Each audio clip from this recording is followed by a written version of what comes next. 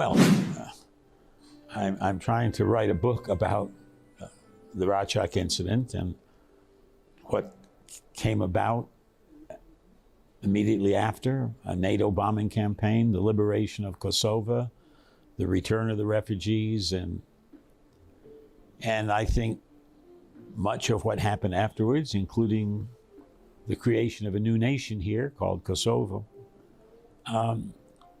in a way began with the Reçakut massacre. From the beginning, of course, Serbia has been saying it's all not true, that Walker, they've had many explanations. One, that I came here as a CIA agent with international flavor from the OSCE, but that really I was sent here by the CIA or by the State Department or by the White House to somehow destroy Serbia, and that I was willing to tell any lie to destroy Serbia. The first thing to say is I wasn't with the CIA. I wasn't sent here to destroy Serbia. I had had previous pretty good relations with Serbia when I was in Croatia for the United Nations, heading up the mission there. I think the reason Mr. Milosevic, President Milosevic, accepted my coming to Kosovo was because he thought I was a Serb friend, that I had done things for the Serbs in Eastern Slavonia to protect them from Croats. In Croatia, I tried to be on helping both sides. I wanted them to reconcile after a very nasty war. When I came here, I came completely neutral. And as things developed, we saw, not only I, but almost every member of the mission saw that the Albanian population here was being treated very, very badly by a government that claimed them as their citizens, but treated them not as other citizens. So when I know that the minister of propaganda under Milosevic was a gentleman named Vuçiqi, and he was spreading the word that all these ridiculous things about me and what I came to Kosovo for, I understand why he is still using the topic of the Reçakut massacre and what was the Serb version of what happened. He continues to defend it. He continues to attack me. Fine. That doesn't bother me. I think most rational people understand that the evidence was overwhelming, that 45 villagers, men, boys, including a 99-year-old man, including a young teenager, were taken off under armed guard, and were executed in the middle of the night. That's what I saw the next morning. That's what I thought I was here to tell the world what was happening here. I saw what had happened in Reçakut, and I simply told the world. But I also said something that Mr. Vucic forgets, that I said, look, if anyone disagrees with me, bring in international investigators. Do autopsies on the bodies. Determine what killed them, what sort of weapons were used to kill them. And of course, the government in Belgrade, Judge Milinkovic or something like that from Niš, they took control of the bodies. They autopsied some of them well before the international forensic team came in from with Dr. Renta. And like I say, they continue to change their interpretation, their story as to what had happened. If I wasn't with the CIA, I'd gone up there in the middle of the night, I changed all their clothes, I shot the bodies myself. I mean, and to this day, they're sticking by that ridiculous story. And I'm afraid Mr. Vuçiqi does not want to correct himself. You know, if we do talk about the panda bar thing, there is a connection between stories that were coming out of Belgrade when Vuçiqi was the Minister of Information, propaganda if you want. They are very consistent. To this day, they are talking about Reçakut as though it either never happened, or Walker distorted it, or Walker was using it to somehow destroy Serbia. I'm an old man. I've known about Serbia for all my life. I know what they did in World War II. I know what they did as a part of Yugoslavia. I have nothing against Serbia or the Serb people, but the government in Belgrade, number one, treated the Albanian population here, the overwhelming majority, not as citizens of the country headed by Belgrade. They treated them as though they wanted them out of here or completely out of their hair. And as I say, to this day, they still seem to think that one, Kosovo is theirs, and two, they can tell Kosovo what should happen here.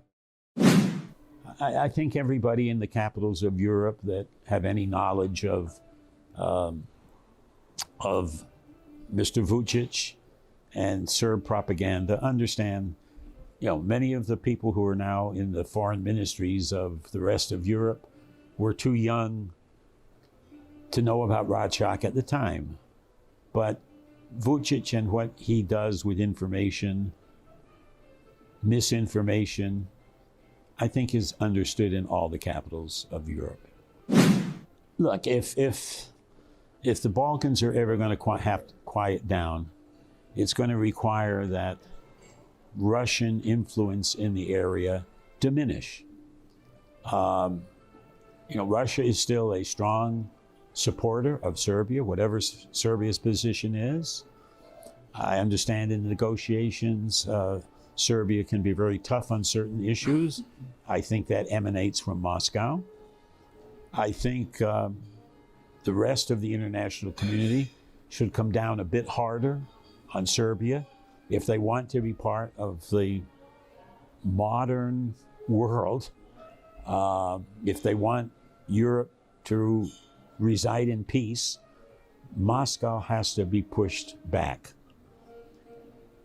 I don't see that happening right now with the negotiation process here, what's happening in Ukraine. It's obvious that Russia, especially under Mr. Putin, but I understand if he falls, the people that might come next might be even worse, nationalists. I think the international Western part of Europe should put more emphasis on Serbia. Look, you either go with the the Russian model, or you try to go with the European model. And until Serbia decides which way they want to go, I don't think they can have it both ways. They're going to have to decide which direction they want to go. Right now, they're trying to do it both ways. I think, you know, right now you've got the former leadership of this country, the former president, the former Speaker of the Parliament, former very high official within the official party in The Hague, accused of war crimes. Were there crimes committed in the aftermath of the refugees coming back from and finding their villages burned, finding their friends and parents dead? Were there bad things done? Of course. There will be bad things done in Ukraine when the Ukrainian population gets back into the east and sees what the Russian army has done there. Horrible war crimes. I am very upset by the international community's insistence on having a special prosecutor in The Hague to look into war crimes committed by the KLA, and claiming that Hashim Thaçi was the supreme commander of the KLA. The vast majority of the war crimes that were committed here were committed by Serb troops, Serb police, Serb army, special units. Mr. Vuçiqi, he was in the chain of command of the Milosevic government. When are they going to have a special court for them? That was a real chain of command. The KLA didn't really have a...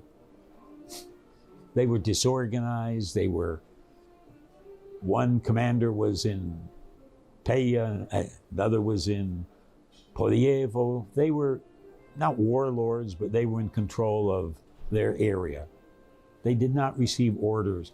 So the bad things that happened in the aftermath, I think, were committed by civilians. Came back here, they saw what had happened to their village.